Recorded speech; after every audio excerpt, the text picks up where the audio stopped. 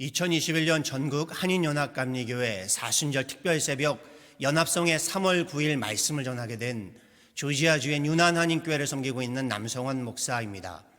오늘 이 새벽에 함께 묵상할 본문 말씀은요, 이사야서 47장 1절에서 11절까지의 말씀입니다. 제가 봉독해 드리겠습니다. 처녀딸 바벨론이여, 내려와서 티끌에 앉으라. 딸 갈대하여, 보좌가 없어졌으니 땅에 앉으라. 내가 다시는 곱고 아리답다 일컬음을 받지 못할 것임이라. 맷돌을 가지고 가루를 갈고 너울을 벗으며 치마를 걷어 다리를 드러내고 강을 건너라. 내 속살이 드러나고 내 부끄러운 것이 보일 것이라. 내가 보복하되 사람을 아끼지 아니하리라. 우리의 구원자는 그의 이름이 만군의 여호와 이스라엘의 거룩한 이시니라. 딸 갈대하여 잠잠히 앉으라. 흑암으로 들어가라. 내가 다시는 여러 왕국의 여주인이라 일컬음을 받지 못하리라. 전에 내가 내 백성에게 노하여 내 기업을 욕되게 하여 그들을 내 손에 넘겨주었거늘 내가 그들을 긍휼히 여기지 아니하고 늙은이에게 내 멍에를 심히 무겁게 메우며 말하기를 내가 영영이 여주인이 되리라 하고 이 일을 내 마음에 두지도 아니하며 그들의 종말도 생각하지 아니하였도다. 그러므로 사치하고 평안히 지내며 마음에 이르기를 나뿐이라 나 외에 다른 이가 없도다. 나는 과부로 지내지도 아니하며 자녀를 잃어버리는 일도 모르리라 하는 자여, 너는 이제 들을지어다. 한날에 갑자기 자녀를 잃으며 과부가 되는 이 두 가지 일이 내게 임할 것이라. 내가 무수한 주술과 많은 주문을 빌릴지라도 이 일이 온전히 내게 임하리라.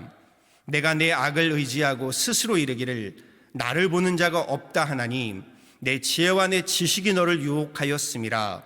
내 마음에 이르기를 나뿐이라 나 외에 다른 이가 없다 하였으므로 재앙이 내게 임하리라. 그러나 내가 그 근원을 알지 못할 것이며 손해가 내게 이르리라. 그러나 이를 물리칠 능력이 없을 것이며 파멸이 호련히 내게 임하리라. 그러나 내가 알지 못할 것이니라. 아멘.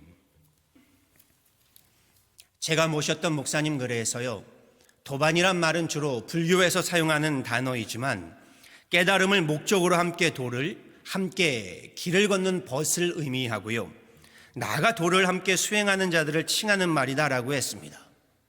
우리는 예수의 도를, 주님의 길을 함께 가는 사람들입니다. 지금의 팬데믹 시대를 함께 겪으면서요, 사순절기의 이 40일을 여러 교회들과 성도분들과 함께 연합성회로 주님의 길을 함께 걷고 주님의 도를 함께 행함이 참으로 감사하고 좋습니다. 오늘의 본문 말씀 함께 살펴보겠습니다.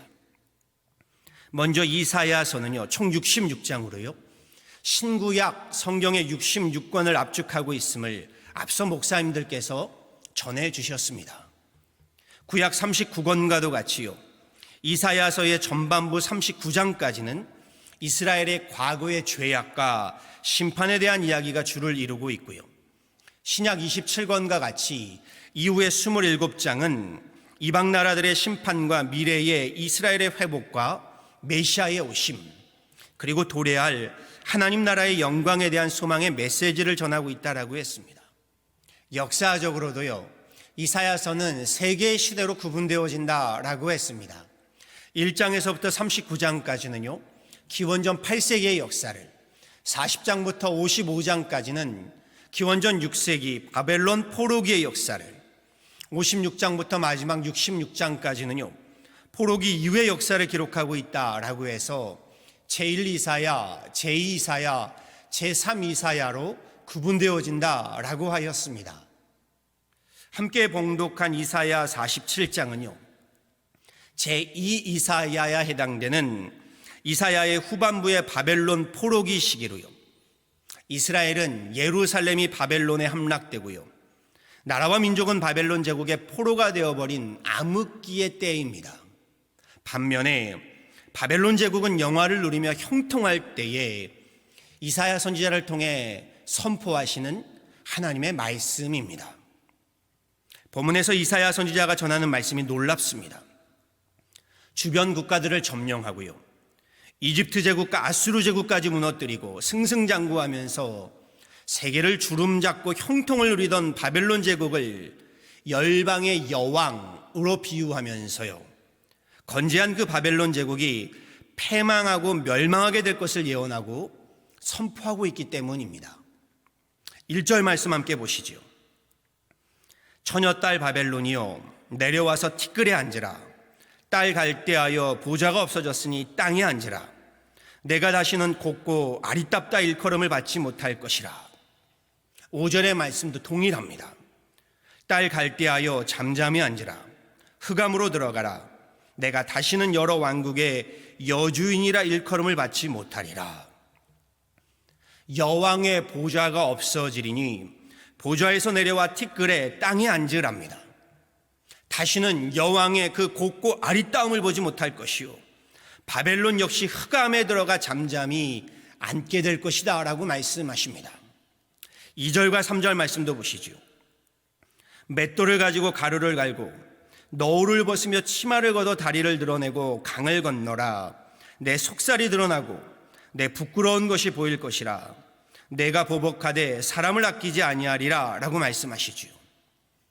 여왕, 공주의 신분에서요 노예의 신분이 되어 맷돌을 갈게 될 것이랍니다. 치마를 걷어붙이고 강을 건너 도주하는 도망자 신분이 될 것이랍니다. 속살이 드러나는 수치와 부끄러움을 당하게 될 것이랍니다. 무섭도록 바벨론을 보복하시는데 하나님께서 사람을 아끼지 아니하고 심판하시겠다라고 하십니다. 그리고 4절에 이르러서는요 이 모든 역사를 주관하는 분이 누구이신지를 전하시지요. 우리의 구원자는 그의 이름이 만군의 여호와 이스라엘의 거룩한 이시니라. 역사는요 바벨론이 붙잡고 자랑하며 의지하고 있는 제국의 힘, 세상의 힘에 의해 돌아가는 것이 아니라 하나님의 주권하에, 하나님의 섭리하에 있음을 선포하는 이사야 선지자입니다.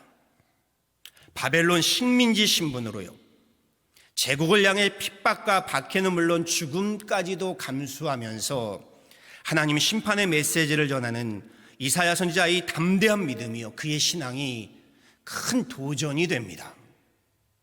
그렇다면 바벨론의 문제가 무엇인가요? 왜 하나님이 바벨론을 심판하시고 진노하시는 것인가요? 단지 이방 민족이기 때문이 아닙니다. 하나님은요 바벨론의 죄악들을 본문에서 말씀하시지요. 먼저 6절에요 하나님께서 이스라엘의 죄악을 심판하시고자 이방 민족인 바벨론을 들어 사용하셨다, 역사하셨다라고 전하시지요. 그런데 세상에 힘을 좀 갖게 되자 바벨론이 사람을 긍휼히 여기지 않으면서요 심히 무거운 멍에를 메우고 압제하며 학대하였다라고 말씀하십니다. 긍휼함, 곧 사람에 대한 인애의 문제를 말씀하고 계신 겁니다. 여기에 7절과 8절에요 바벨론이 영영이 여주인이 되리라 하면서요 나뿐이라 나 외에 다른 이가 없도다 라고 하였답니다. 하나님 앞에 교만함, 오만함의 문제입니다. 교만도 오만도 이러한 교만과 오만이 없지요. 나뿐이라 나 외에 다른 이가 없도다. 바벨론의 이 교만과 거만은요 이 죄악은요 10절에서도 다시 한번 볼 수가 있습니다. 재앙이 심판이 임할 것이라 하십니다.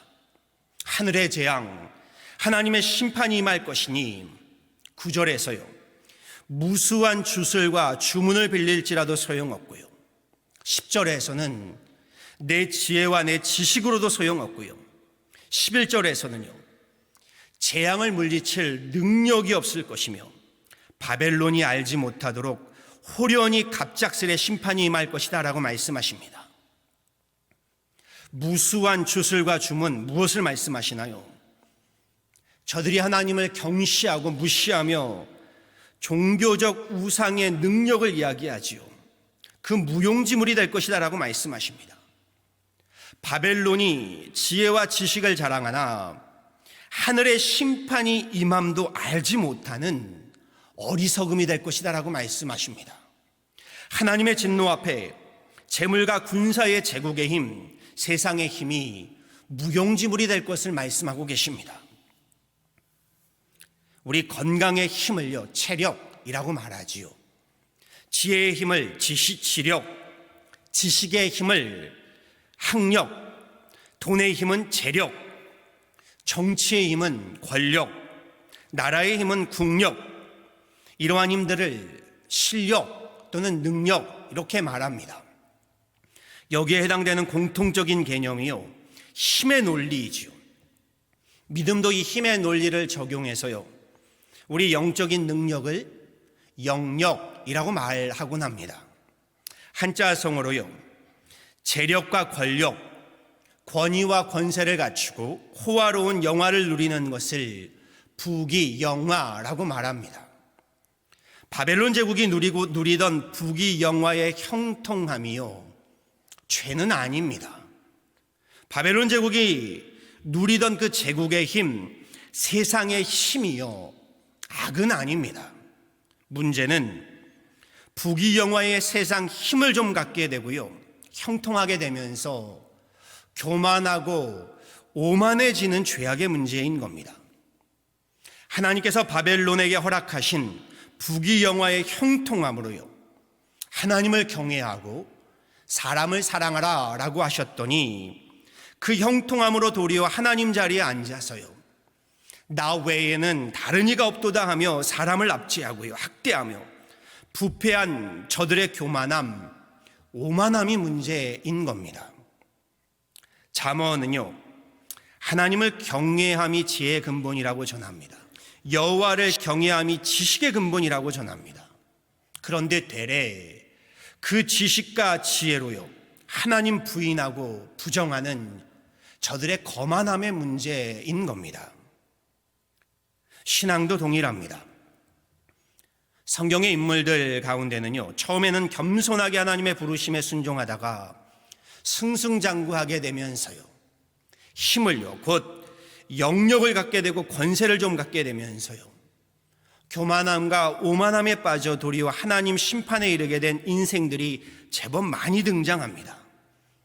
저들의 탁월함, 저들의 형통함이 도리어 교만과 오만을 불러오게 된 것이지요. 바벨론도 제국의 힘을 좀 갖게 되니요, 하나님을 경외할 줄 몰랐던 겁니다. 하나님을 경외할 줄 모르게 되니요, 사람 귀한 줄도 모르게 되었습니다. 그런데 이것은 바벨론만의 문제는 아닐 겁니다. 바벨론에 앞서서요, 이스라엘도 가나안 땅에 이르러 형통함을 누리다가요, 그 형통함으로 교만해지면서요, 하나님 심판에 이르게 되었던 것이지요. 역사를 잊은 민족에게 미래는 없다라는 말을 하지요. 교만함, 오만함으로 무너진 저들의 역사를 보면서요, 오늘날 우리의 모습을 돌아보게 됩니다. 내 마음대로, 내 뜻대로 좌지우지할 수 있는 힘을 갖지 못해서 그리하지 못할 뿐이죠. 사람은요, 힘을 갖게 되면 그 힘을 휘두르고 싶어하는 교만함과 오만함의 부패한 심성을요, 누구나 가지고 있음을 성경은 말하고 있고 역사는 우리에게 보여주고 있습니다. 교만은 멸망의 선봉이요, 겸손은 존귀의 앞잡이이니라. 잠언 18장 12절의 말씀 그대로입니다. 인간이 만물의 영장으로요, 세상을 쥐락펴락하는 듯 하지만요, 하나님 한 번 불어웃으시면요, 한갓 티끌과 같은 존재임을요, 세상의 힘으로 바벨탑을 쌓다가도요, 하나님께서 한번 흩으시면요, 바람에 나는 겨와 같음을 말씀을 통해 보고 듣고 깨닫게 됩니다. 인간이 아무리 유능하다고 해도요, 하나님의 전능하심 앞에 겸손해야 합니다. 겸손이란 인간의 한계를 인식하고 하나님을 하나님으로 인정하는 데서 비롯되는 것인 줄 압니다. 역사의 주관자이시고 생명의 구주로 인정하고 영접하는 것입니다. 사람의 유능과요, 하나님의 전능을 바로 구분하는 것이지요. 하나님의 능하신 손 아래 겸손하라. 베드로 사도의 말씀입니다. 우리 부족함보다는요, 부유함을 더욱 조심해야 합니다. 없을 때보다는 힘이 있을 때 더욱 겸손해야 하는 줄 압니다. 영적인 힘이든 지적인 힘이든 물질의 힘이든 건강의 힘이든 힘이 있을 때 하나님의 능하신 손 아래 더욱 겸손하고 겸허해야 합니다. 오늘 말씀에서요, 이사야 선지자는 겸손이란 무엇인지를 분명하게 전하고 있습니다. 4절과 5절의 말씀이지요. 우리의 구원자는 그의 이름이 만군의 여호와 이스라엘의 거룩한 이시니라. 딸 갈대하여 잠잠히 앉으라. 제국의 힘에요, 세상의 힘 앞에 조아리는 것이 겸손이 아닙니다. 사람 앞에 엎드리는 것이 겸손이 아닙니다. 겸손은요, 하나님 앞에 잠잠히 엎드림입니다. 하나님 앞에 잠잠히 순종하며 하나님을 경외하고 사람을 사랑함, 이것이 겸손임을 저는 오늘 말씀에서 다시금 깨닫게 됩니다. 지금의 팬데믹 시대와 같이요, 혼돈과 공허와 흑암의 시기도 없는 줄 압니다. 코로나 바이러스를 두고서요, 하나님의 심판이요 하나님의 진노다 라고 우리 단죄하며 외치는 것은요, 하나님 자리에 앉아 정죄하고 심판하는 교만이고 오만인 줄 압니다. 또 반면에요, 지금의 팬데믹에도 세상 힘을 믿고요, 하나님 앞에 우리 잠잠히 엎드리지 못한다면요, 그것만큼의 오만과 거만도 없는 줄 압니다. 기쁨의 언덕으로 말씀 묵상 제목이요, 내 앞에 잠잠하라입니다. 욥의 고백이 생각났습니다. 잘 알지도 못하면서 감히 주님의 뜻을 흐려놓으려 한 자가 바로 저입니다. 깨닫지도 못하면서 함부로 말을 하였습니다. 욥의 고백입니다. 하나님 앞에 잠잠히 앉으라. 저는 이 말씀에서요, 이사야 선지자의 믿음을 볼 수 있었습니다. 하나님 말씀을 전하며 선포할 때에도요, 바벨론의 식민지하에 이사야의 삶은 피폐하고 곤고하고 답답했을 것이 분명합니다.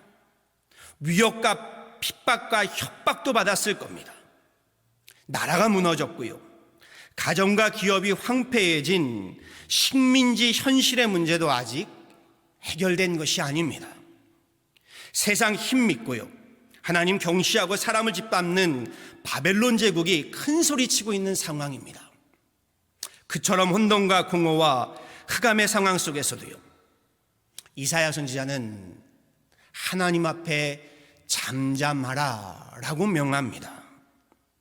아직은 보이지 않고요, 손에 잡히는 것 없는 상황이었지만 현실의 고난과 역경을 버텨내면서요, 잠잠히 하나님을 신뢰하는 이 믿음이 이사야에게는 있었다라는 겁니다. 결국 하나님께서 다시금 이스라엘을 일으켜 세우시고요, 예루살렘 성전 가운데 거하시며 영광을 드러내실 그날이 올 것임을요, 이사야는 굳게 믿고 있었다라는 겁니다. 하나님 앞에 잠잠하라. 이사야 선지자의 믿음에서요, 팬데믹 시대를 살아가는 오늘 우리에게 이러한 믿음이요, 이러한 겸손이요, 절실함을 깨닫습니다. 지금의 혼돈과 공허와 흑암이 아직은 언제 끝날지 모르는 앞이 보이지 않는 팬데믹 상황이지만요, 잠잠히 하나님을 바라고 신뢰하는 것, 지금의 사순절기에 우리에게 절실한 믿음의 겸손함인 줄 압니다. 우리의 구원자는 만군의 여호와 거룩한 이시니라. 하나님 앞에 잠잠하라. 오늘도 성경의 이 말씀 붙들고서요, 만군의 여호와 하나님 앞에 잠잠히 엎드려 경외함으로요, 하나님 앞에 겸손함으로요, 승리하는 귀한 사순절기 되시기를요, 우리 구주 예수 그리스도의 이름으로 간절히 축원합니다. 아멘.